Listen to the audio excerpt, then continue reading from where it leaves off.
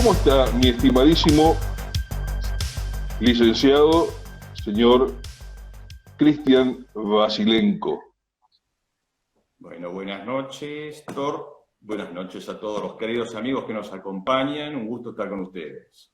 Qué gusto escucharte nuevamente y poder salir adelante en esta ocasión con lo que el jueves pasado nos costó tanto, fue tan remado para tratar de que saliera.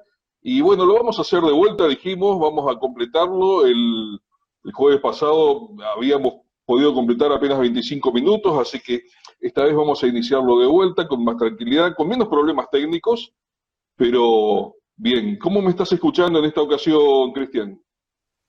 Perfectamente, y además esperemos que las dificultades hayan servido como buena escuela de aprendizaje.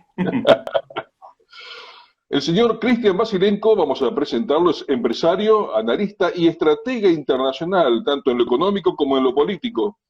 Y hoy está desde un sector de la zona del conurbano norte del Gran Buenos Aires, está acompañándonos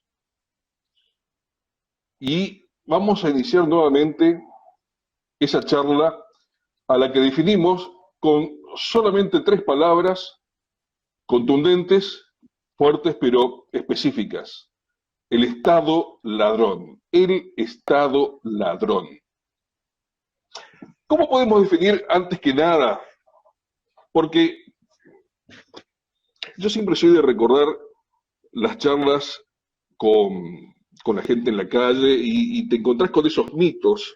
Y voy a volver a un mito que te comenté la vez pasada, particularmente porque tenemos que analizar cuál es el real origen del Estado. Porque cuando alguien te dice, no, es importante que el Estado sea fuerte, porque el Estado somos todos, el Estado es lo que sostiene la sociedad, ¿es tan así?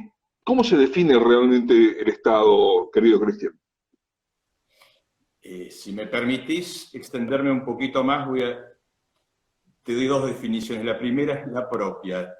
Digamos, te agradezco la presentación, pero yo me considero un firme defensor de la libertad. El resto es para el cartel, digamos. Pero a mí mismo me defino como un firme defensor de la libertad. En cuanto a la pregunta que me haces, tiene una respuesta complicada en cuanto a las implicancias para la gente que está acostumbrada no solo a interpretar de la manera que estás contando vos muy claramente que se interpreta el Estado, sino que además lo toma con naturalidad porque así nos han educado, así nos han adiestrado, te diría casi, muy intencionalmente. Mises decía que todas las intervenciones del Estado, en especial para empezar en el aparato productivo, producen desvíos de distinta gravedad o seriedad respecto de lo que el mercado hubiese hecho si el Estado no hubiese intervenido. La segunda cosa que dice es que esos desvíos no son accidentales, sino que son la intención o el propósito buscado por la intervención del Estado. Con lo cual, el tercer componente de esta definición es: si el Estado no interviene, el estado de naturaleza, que es otra cosa, la secuencia de hechos o de fenómenos ocurridos es completamente diferente, porque no es casual que esos objetivos buscados no coinciden en lo más mínimo con lo que buscaría la sociedad en libre asociación y cooperación. Luego, los beneficios buscados no están en cabeza de la sociedad, sino en cabeza del grupo que está provocando esas intervenciones. Después le vamos a dar un nombre, pero en el título ya está, el Estado ladrón. Pero no es el título un Estado en particular, es la característica del Estado, ser expoliador y ser recolector de riqueza que no ha producido. Esto no es algo particular de lo que nos ocurra a los argentinos, pese a que consideramos debe ser uno de los casos más paradigmáticos, la exégesis del Estado expoliador, como vos mencionabas. Ahora, sí, claramente entre el blanco y el negro hay 64 millones de grises.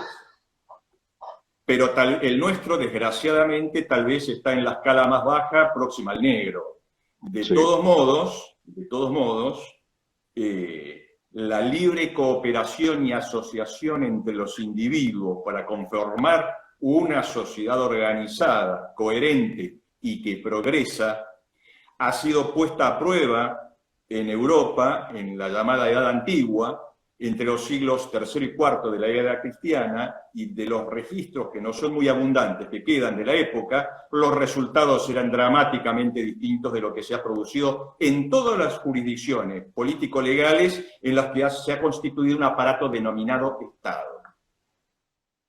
Hay una teoría sociológica de esto. ¿Cómo se inicia el estudio, digámoslo, incluso filosófico, del Estado? ¿Quiénes son los que, y te lo estoy diciendo esto totalmente desde afuera de la posición de alguien que podría estar hablando claramente? Digamos, yo no conozco absolutamente nada de esto. ¿En qué momento se define el Estado? Esto viene de la época de los romanos, viene de la época es posterior. Hay un cambio de paradigma a partir de la Revolución Francesa. ¿Cómo toma forma todo esto? A ver, sin llamarlo con ese nombre, pero con estructuras del tipo de las que hoy consideramos estatales, hay rastros de esto en la época postdiluviana, digamos, del Antiguo Testamento hay rastros de esto.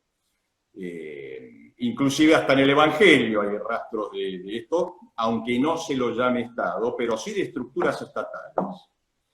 Pero, digamos, lo que me gustaría tomar como referencia moderna, para no hablar de historia antigua, en cuanto a la pregunta específica tuya, en cuanto a la sistemática del estudio del Estado, me gustaría abordarlo desde la teoría sociológica del Estado, o teoría de la conquista, de un gran libertario minarquista estadounidense llamado Frank Chodorow, que vivió en la primera parte o la primera mitad del siglo XX. Esto lo hemos mencionado en la oportunidad pasada, pero digamos, es a los fines de lo que queremos desarrollar aquí, es muy consistente con la manera de interpretarla de Mises, por ejemplo, precisamente porque Chodorow era libertario. Y el análisis de Chodorow va más sobre lo conceptual que sobre lo anecdótico, o de llenarlo de ejemplos y referencias históricas en cuanto a fechas, lugares, es mucho más conceptual, con lo cual uno no se distrae como leyendo un libro de historia, sino que entiende como que está leyendo un libro de filosofía sobre la articulación del aparato estatal y el comportamiento de los políticos que se encaraman en ese aparato.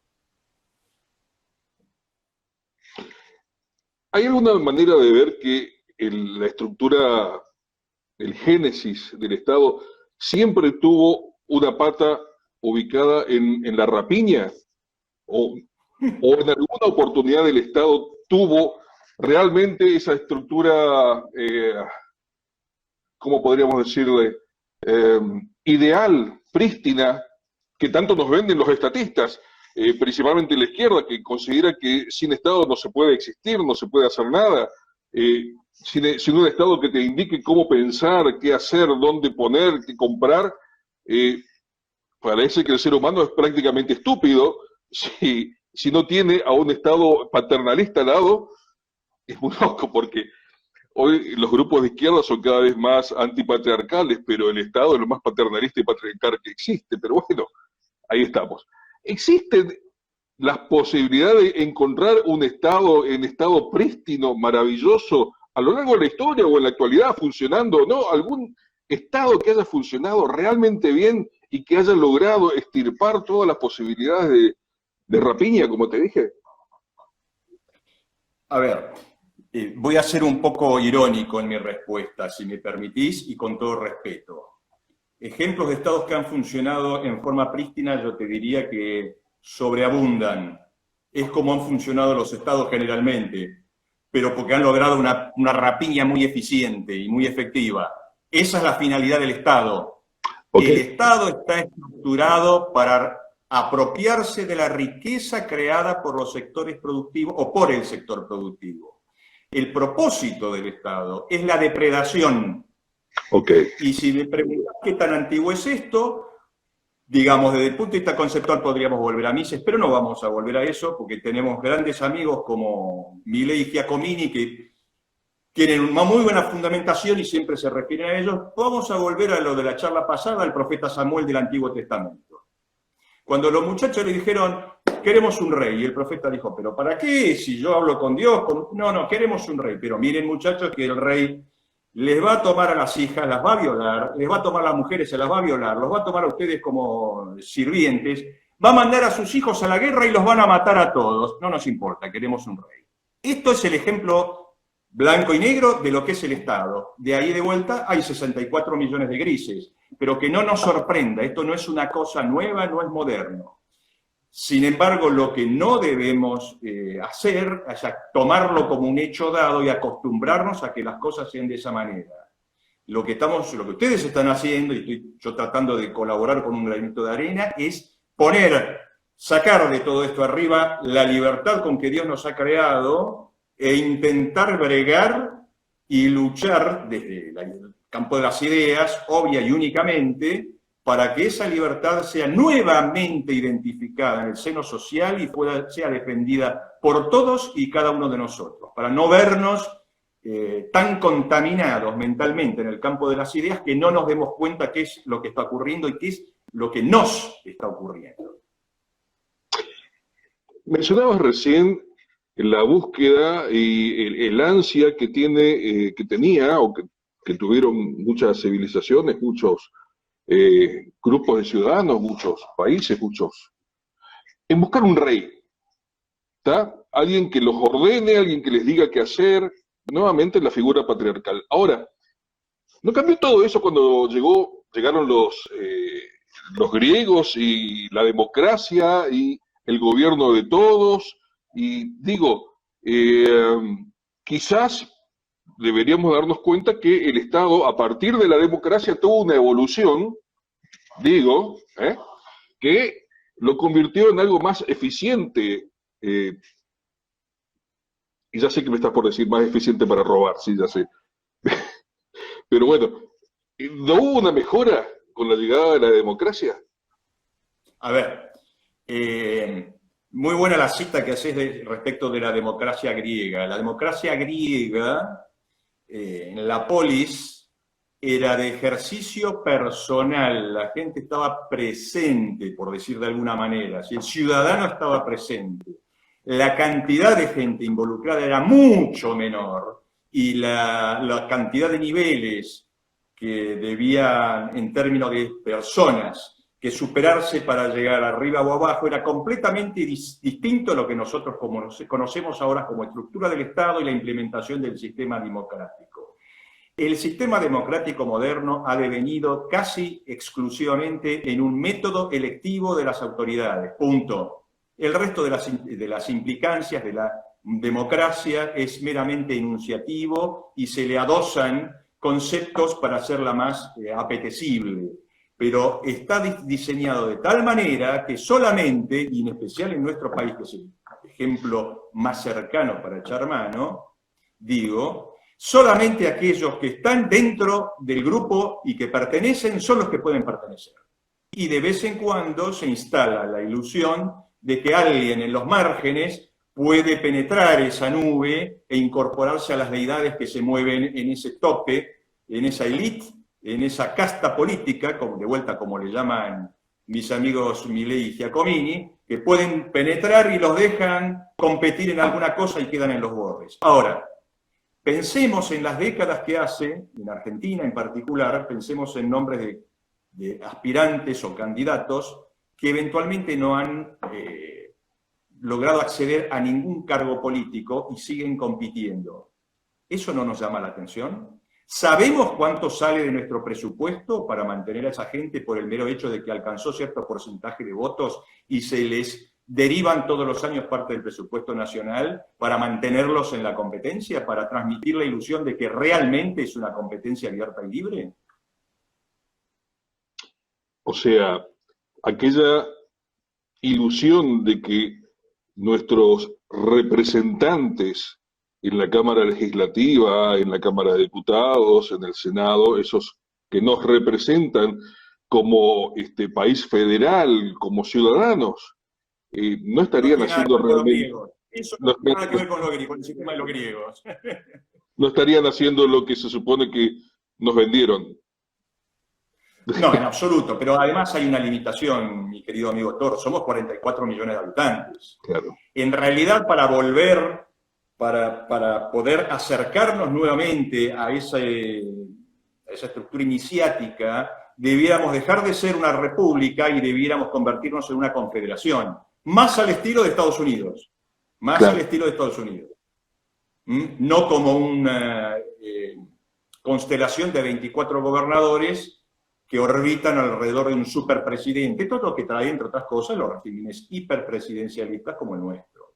Y estamos lo más lejos posible de la democracia griega con la manera en que se ha estructurado el sistema republicano en Argentina.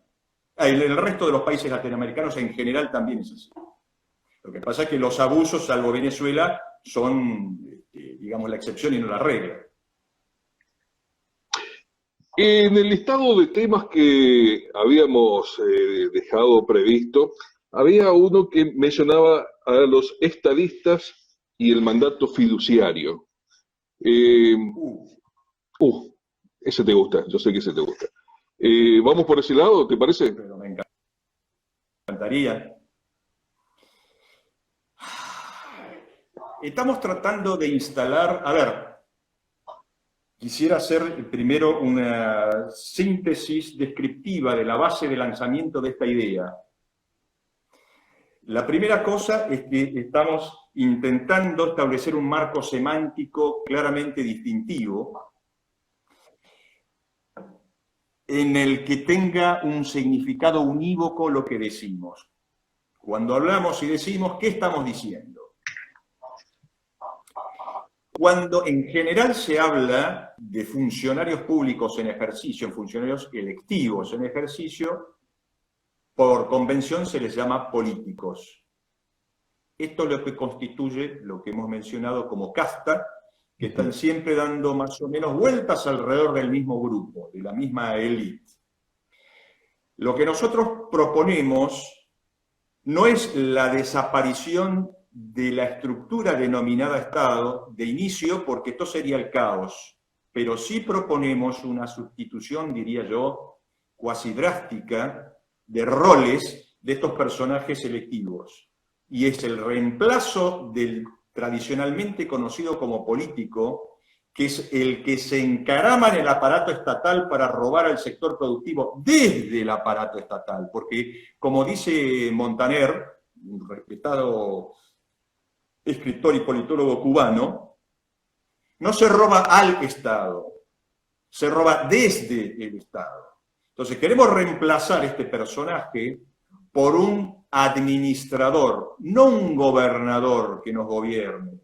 Somos adultos, Dios nos creó libres y tenemos la capacidad de autogobernarnos. Que las elecciones nuestras sean las adecuadas, si queremos podemos llamarlas en una escala de juicio de valores correctas o incorrectas, esa es responsabilidad nuestra, no del político. Totalmente. Lo que estamos buscando con este cambio de semántica es la concientización de que en realidad, alejándonos del autoritarismo y del paternalismo, lo que nos convendría es la figura de un estadista. ¿Qué es un estadista? Bueno, desde fines de la década del 90, por una cuestión de legislación, en Argentina empezó a hacerse bastante conocido el concepto de fiducia o fideicomiso. Muy sintéticamente te cuento que el origen de esta figura está en el Imperio Romano, en el que los militares de mayor grado, cuando volvían de sus conquistas, en general tenían serias dificultades para administrar lo que habían conquistado. Claro. En especial si era el botín o parte del botín.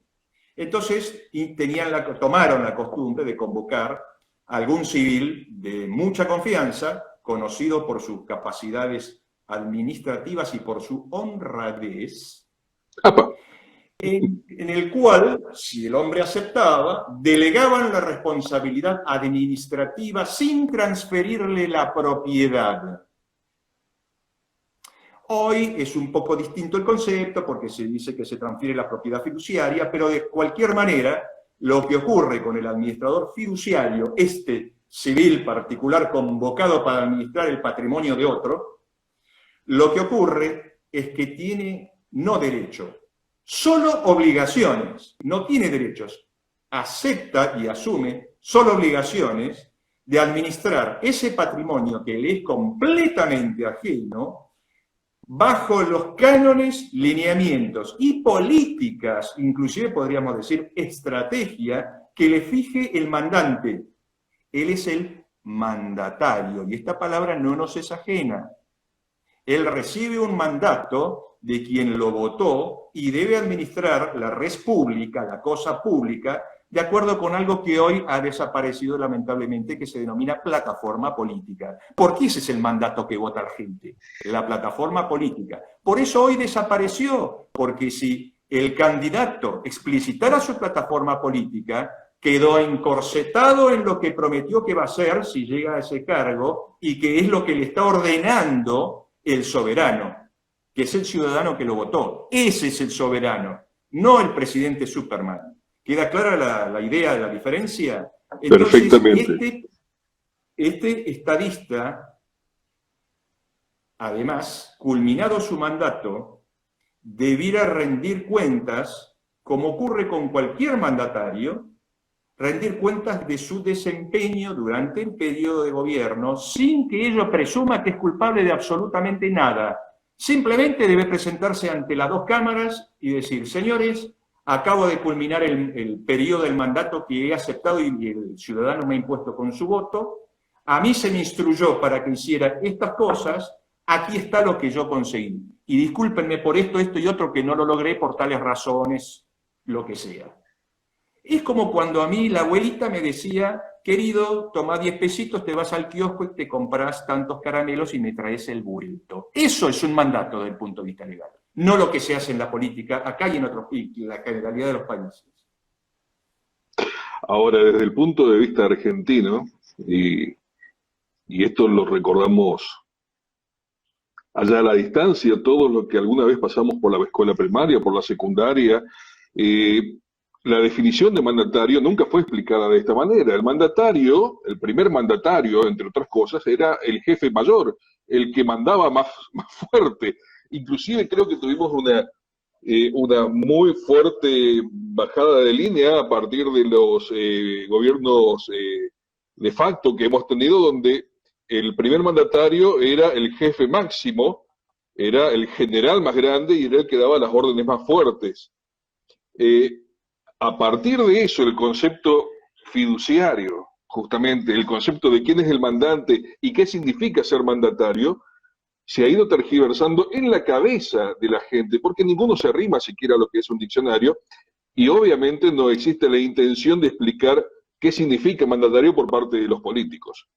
Así que, ciertamente que hay un error conceptual muy grande, principalmente en los mandantes. Hay un error muy grande y que deriva desde una obvia ignorancia fomentada y sostenida por ese señor mandatario porque le conviene. Ahora, en la posición del estadista, del administrativo, no estamos buscando una especie justamente de, y esto lo digo desde el punto de vista nuevamente del argentino, porque hay que encontrar un argentino para ser un estadista, para ser un administrador de esas características, donde vos pusiste muy en claro, los hemos tenido, con la palabra... Es un ejemplo más preclaro, te diría. Por supuesto, pero digo, el concepto básico hoy en día es: quien nos gobierna nos da, ¿no es cierto? ¿Quién te dio tu casa? ¿Quién te dio tu gobierna? Sí, señor. El concepto que vos acabas de introducir nos gobierna, y eso es como lo pensamos, lamentablemente. Así de tergiversado lo pensamos. Eso es así de torcido tenemos el cerebro, y desde ese mismo punto de vista sería, pero si vos me lo dibujás de esa manera, ¿quién sería el que se sacrificaría para ir adelante en una situación de estadista al punto, digo, nos han sobrado, vos lo mencionaste recién, ejemplos en la historia, en nuestra historia. Hemos tenido primeros mandatarios que han salido explicando que se llevaban 2 pares de medias, un par de zapatos y nada más con de lo que habían traído, con eso se iban, con menos se iban. No tenemos que ni mencionar la diferencia con estas demostraciones de ostentación y de incapacidad y de desfachatez que tenemos en nuestros tiempos. Digo, hay demasiadas formas absolutamente descaradas en las que los políticos nos roban. Cuesta tanto al ciudadano común argentino, simplemente por su ignorancia, simplemente por el desconocimiento, simplemente por una mala formación, es genético, está en nuestro ADN. ¿Dónde buscamos la salida a este formato que tenemos incrustado en la ciudadanía argentina? Muy buena tu pregunta, pero para abordar un intento, te diría, de inicio de respuesta para esto que requiere de un análisis, te propongo que lo hagamos con un enfoque metodológico, porque se requiere de esto, y con un enfoque metodológico desde el paradigma sistémico. Vayamos por partes. Vayamos por partes, dijo Jacques Derrida. ¿Qué significaría esto? Un sistema está compuesto por diversa cantidad de partes. Pero cuanto más complejo es el sistema, más complejo es el resultado de la interacción de esas partes. Y estamos frente a un efecto sistémico cuando el resultado del complejo interaccionar de todas esas partes no tiene nada que ver con los inputs de origen que hubo en las distintas partes, consideradas independientemente o en su totalidad. Dicho de otra manera, el emergente no es la suma de las acciones de las partes. ¿Quién podría discutir que todos queremos el bien del pueblo? ¿Quién podría discutir que todos queremos el beneficio de la patria, que la bandera sea grande y que Argentina sea la superpotencia? ¿Cuál es el resultado? Entonces, estamos frente a un sistema ultra complejo y yo diría, mi querido Thor, frente o ante, posiblemente, el sistema más complejo que haya terminado ideando o diseñando, o una combinación de ambos, el ser humano. Sí. Y el problema fundamental, pues esto se diseña el paradigma sistémico y se utiliza como metodología para análisis y enfoque, es que causa y efecto distan tanto en el tiempo y en el espacio que es imposible vincularlos con nexos causales lineales.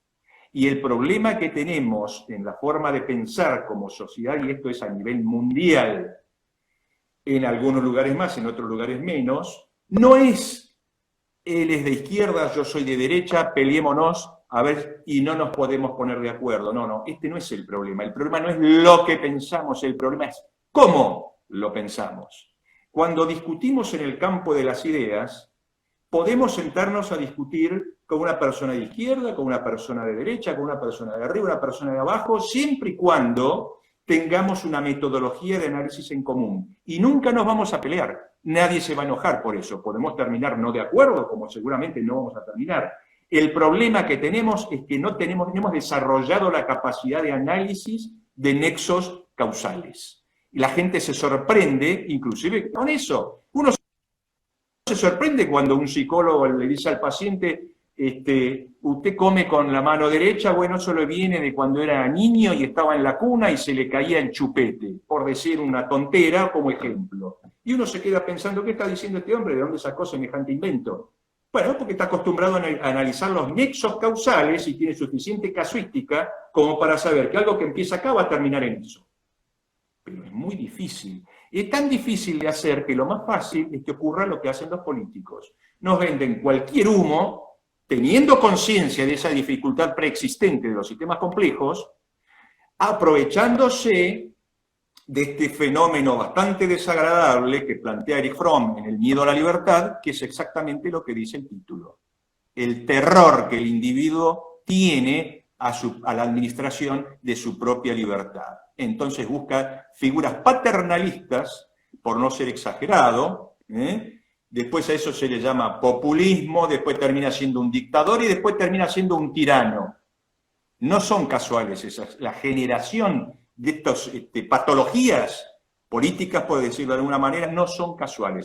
Son causales, pero son emergentes sistémicos, de sistemas que están estructurados de tal manera que la compleja interacción de todas sus partes producen esos fenómenos patológicos.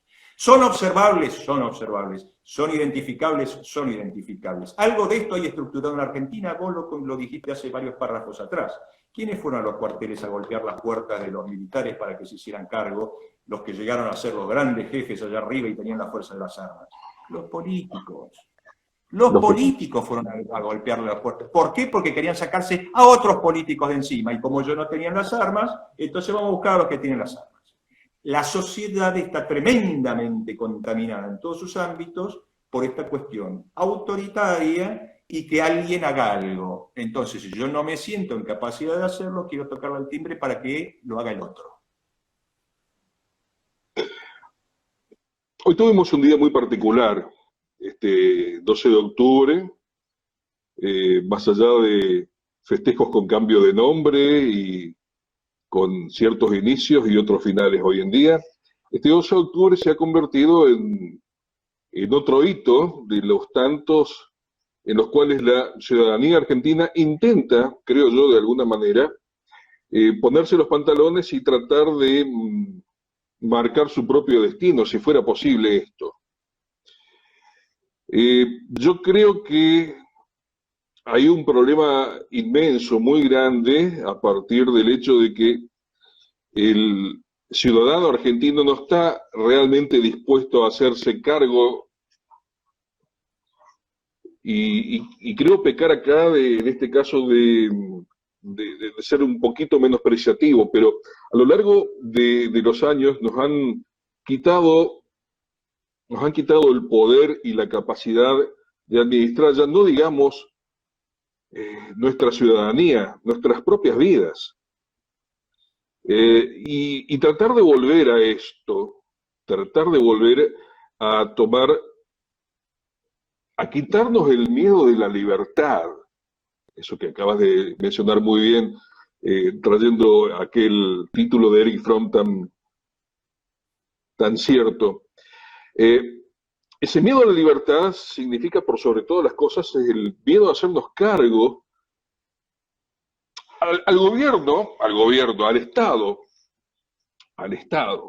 El ciudadano lo utiliza mayormente para todas aquellas cosas que necesita pero no las quiere hacer. ¿Está?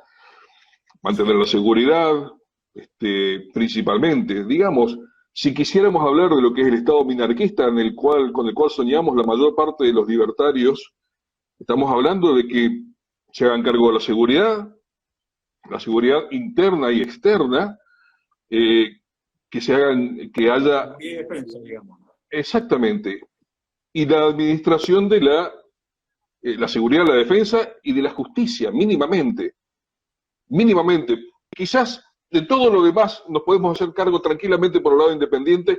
Sabemos en este país que cada vez que se lo hace por el lado independiente sale mejor, no jodamos. Todos dicen, bueno, pero la salud pública es muy importante, sí, pero cuando ninguno de los políticos que están a cargo de manejar la salud pública son capaces de ir a un hospital público, sino que todos se van siempre encima de la misma institución, que parece que es la única buena que existe en Buenos Aires, sería demasiado importante, porque creo que la batalla cultural es tan necesaria, por eso estamos enrolados en esto, la necesidad de quitarnos la esclavitud que tenemos intrínseca en los ciudadanos, quitarnos de encima esa incapacidad de manejar nuestra libertad y la responsabilidad que eso conlleva. Y acá te pido un poquito de visión general, así como te mencionaba que hoy fue una fecha muy especial, no sé cómo se habrá movido allá por tu zona, en general en todo el país hubo una movilización bastante fuerte. ¿Dónde crees que estamos? ¿Dónde crees que estamos?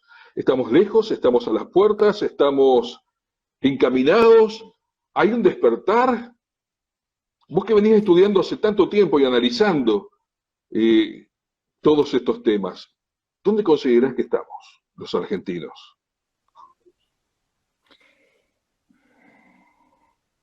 Lamentablemente soy bastante escéptico en cuanto a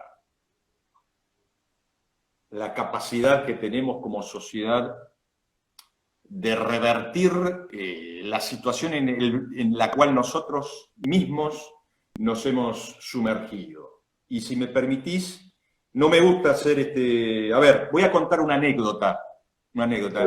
Es personal, porque la viví yo, pero no es que yo esté involucrado, lo escuché, lo vi. Entonces, Belgrano, Ciudad de Buenos Aires, barrio de Belgrano, Cabildo y Juramento. Fue uno de los lugares que mayor concentración de gente visible, por lo menos en una ciudad, se vio con las cacerolas, con el famoso conflicto con el campo, ¿te acordás? En el 2008, a 125. Bueno, concitó grandes cantidades de gente y los famosos cacerolazos fueron el sumum de los cacerolazos. 2008. Abril del 2012. Pleno mediodía, un día como hoy. Estoy caminando a 2 cuadras de allí y escucho de repente un vocerío en los edificios que salía de los departamentos como si hubiese habido un gol de la selección en un partido internacional, al punto que con un gran cuota de tontería yo dije, ¿cómo jugaba la selección? Y yo no me enteré, a las 12:30, un gol, esto tiene que ser un partido en Europa, hasta ahora son las 5:30 de la tarde. Llego a mi casa, enciendo el televisor, y lo que había ocurrido es que en el Congreso habían declarado la confiscación de las acciones de YPF. Y todo el barrio gritaba, Belgrano, el mismo barrio de las cacerolas, gritaba como si Argentina hubiese hecho un gol en un partido internacional. ¿Se entiende lo que sé con esto? Por eso, digamos, con semejante ejemplo, realmente soy escéptico. Ojalá la sociedad haya madurado, aunque sea un poquito, no esté clavada en ese paradigma, pero tengo mis temores. Mi querido amigo Cristian, ha sido un placer poder haber sacado adelante esto que nos teníamos un poco en deuda, porque no lo pudimos sacar bien el jueves pasado. Reitero, me voy a encargar de que tengamos otras charlas y que sean otros los temas que vayan por delante y encontrarnos nuevamente aquí no solamente en Conversando con el Club, sino que de hecho voy a tener el placer en algún momento de tenerte de visita por Corrientes cuando podamos visitarnos mutuamente los argentinos atravesando las fronteras de las provincias que en este momento están trancadas con bordes de tierra y cúmulos de estupidez. Querido amigo...